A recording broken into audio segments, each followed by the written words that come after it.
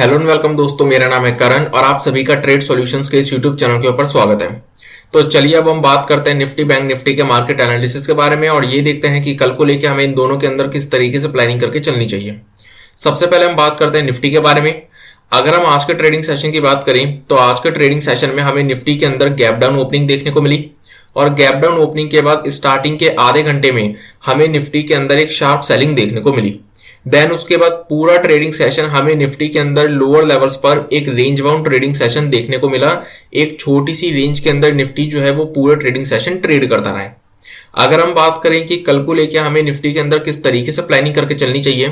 तो निफ्टी के अंदर जो हमारी आगे को लेके प्लानिंग रहेगी वो कुछ इस तरीके से रहेगी कि निफ्टी के अंदर जो हम लॉन्ग पोजीशन अब बिल्डअप करेंगे वो हम बिल्डअप करेंगे इस रेंज के हायर लेवल के ऊपर, यानी कि 18,275 के लेवल के ऊपर। अगर निफ्टी इस रेंज का हायर लेवल यानी कि 18,275 का ये लेवल ब्रेक कर देता है और इसके ऊपर कोई पॉजिटिव कैंडल या पॉजिटिव प्राइस एक्शन शो करता है तो हम निफ्टी के अंदर लॉन्ग पोजीशन बिल्डअप कर सकते हैं। उसके पीछे का रीजन क्या है? लास्ट मार्केट एनालिसिस की वीडियो में मैंने आप लोगों को बोला था कि फ्राइडे को निफ्टी ने अपने इस स्विंग हाई के लेवल के पास सपोर्ट लेकर क्लोजिंग सेशन में एक शार्प रिकवरी शो की थी, जिसके चलते ये जो स्विंग हाई का लेवल था ये निफ्टी के लिए एक इंपॉर्टेंट सपोर्ट लेवल बन गया था। अब आज के ट्रेडिंग सेशन में जब हमें निफ्टी के अंदर गैप डाउन ओपनिंग देखने को मिली तो पहले 15 मिनट के अंदर ही निफ्टी ने अपने इस स्विंग लो के लेवल को ब्रेक कर दिया,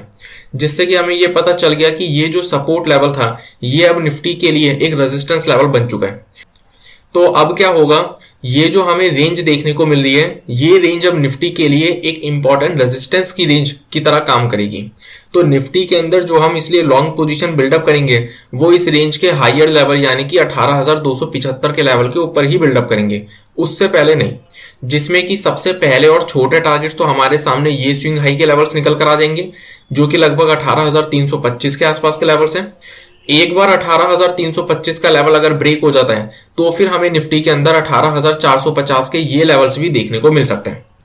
अगर हम बात करें शॉर्ट पोजीशन की तो नीचे की तरफ निफ्टी के अंदर अभी भी हमें और स्पेस देखने को मिल रहा है,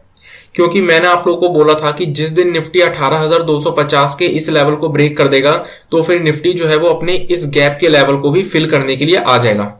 अब नीचे की तरफ ये जो हमें स्विंग लेवल देखने को मिल रहा है ये स्विंग लेवल है जहां तक हमें निफ्टी आते हुए देखने को मिल सकता है, जो कि लगभग 18,050 के आसपास का लेवल है। निफ्टी की जो क्लोजिंग हुई है वो हुई है 18,160 के लेवल के आसपास, यानी कि करंट लेवल से भी अभी हमें निफ्टी के अंदर लगभग 100-120 पॉइंट का स्पेस नीचे की तरफ देखने को मिल रहा है। तो निफ्टी के अंदर हम क्या करके चलेंगे? निफ्टी के अंदर हम दो तरीकों से काम करेंगे। पहला तो क्या, अगर निफ्टी आज के दिन ये जो रेंज शो करी है इस रेंज का लोअर लेवल अगर निफ्टी ब्रेक करता है और इसके नीचे कोई नेगेटिव कैंडल या नेगेटिव प्राइस एक्शन शो करता है तो हम निफ्टी के अंदर शॉर्ट पोजीशन बिल्डअप कर सकते हैं, जिसमें कि हमारे जो टारगेट्स रहेंगे वो रहेंगे 18,000 से 18,050 के ये स्विंग लेवल्स। इससे ज्यादा के टारगेट्स हम निफ्टी में एक्सपेक्ट नहीं कर सकते क्योंकि निफ्टी जो है वो ऑलरेडी हायर लेवल से एक अच्छा खासा सेलिंग प्रेशर शो कर चुका है और 18,000 का जो लेवल है वो एक राउंड लेवल भी है और वहां पर निफ्टी जो है वो सपोर्ट ले सकता है। तो इसलिए 18,000 से 18,050 के मैक्सिमम टारगेट्स हम एक्सपेक्ट कर सकते हैं शॉर्ट साइड में। दूसरा तरीका शॉर्ट पोजीशन बिल्डअप करने का क्या है, अगर निफ्टी अपनी इस रेंज के पास आता है यानी कि अगर हमें करंट लेवल से निफ्टी के अंदर एक रिकवरी देखने को मिलती है और निफ्टी अपनी इस रेंज के अंदर कहीं पर भी नेगेटिव कैंडल या नेगेटिव प्राइस एक्शन शो करता है तो हम एक बार को इस रेंज के अंदर भी शॉर्ट पोजीशन बिल्डअप करने का रिस्क ले सकते हैं। अगर हम बात करें निफ्टी बैंक के मार्केट एनालिसिस के बारे में तो निफ्टी बैंक के अंदर भी हमें आज के ट्रेडिंग सेशन में गैप डाउन ओपनिंग देखने को मिली और गैप डाउन ओपनिंग के बाद पूरा ट्रेडिंग सेशन निफ्टी बैंक जो है वो एक रेंज के अंदर ही ट्रेड करता रहा, एक रेंज के अंदर ही साइडवेज मूवमेंट शो करता रहा। अब अगर हम बात करें कि निफ्टी बैंक के अंदर हमें कल को लेके किस तरीके से प्लानिंग करके चलनी चाहिए, तो निफ्टी बैंक के अंदर जो हम लॉन्ग पोजीशन बिल्डअप करेंगे वो हम बिल्डअप करेंगे इस स्विंग हाई के लेवल के ऊपर। अगर बैंक निफ्टी इस स्विंग हाई के लेवल को ब्रेक करता है और इसके ऊपर कोई पॉजिटिव कैंडल या पॉजिटिव प्राइस एक्शन शो करता है तो ही हम निफ्टी बैंक के अंदर लॉन्ग पोजीशन बिल्डअप करेंगे, उससे पहले नहीं। जिसमें कि सबसे पहले टारगेट्स तो हमारे सामने 42,625 के ये लेवल्स निकल कर आते हैं और अगर ये लेवल्स एक बार ब्रेक हो जाते हैं तो फिर हमें 42,800 तक के लेवल्स भी देखने को मिल सकते हैं। अगर हम बात करें शॉर्ट पोजीशन की, तो शॉर्ट पोजीशन जो हम निफ्टी बैंक के अंदर बिल्डअप करेंगे वो हम बिल्डअप करेंगे आज के ट्रेडिंग सेशन की। ये जो हमें रेंज देखने को मिल रही है इस रेंज के लोअर लेवल के नीचे, उसके पीछे का रीजन क्या है? यहां पर ये जो हमें रेंज देखने को मिल रही है बैंक निफ्टी के अंदर, इस रेंज के हायर लेवल के पास बैंक निफ्टी ने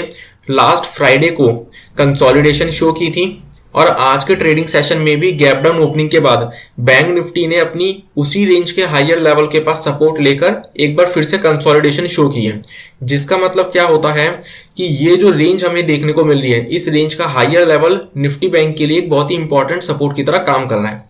तो अगर निफ्टी बैंक इस रेंज के लोअर लेवल या फिर हम ये कह सकते हैं कि इस रेंज के हायर लेवल को ब्रेक करता है, तो फिर हमें निफ्टी बैंक के अंदर सेलिंग देखने को मिल सकती है,